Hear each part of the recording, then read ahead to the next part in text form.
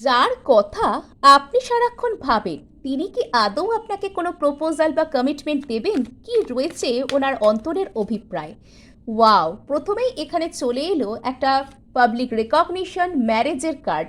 যদি এতদিন উনি লং টার্ম ভিউ এর কথা ভেবে, অর্থাৎ আগে গিয়ে কি হবে তার কথা ভেবে চিন্তিত ছিলেন, এবার ওনার মনের মধ্যে আসছে এটাকে একটা এনগেজমেন্ট বা কমিটমেন্ট, কমিটেড সম্পর্ক, স্টেবল কিছুতে রূপান্তরিত করা। উনি new beginning, leap of faith উনি নিতে চাইছেন। এটা ওনার অন্তরের অভিপ্রায়। যদি চান এই এনার্জিকে ক্লেম করতে, তাহলে অবশ্যই অবশ্যই সাবস্ক্রাইব করতে ভুলবেন না।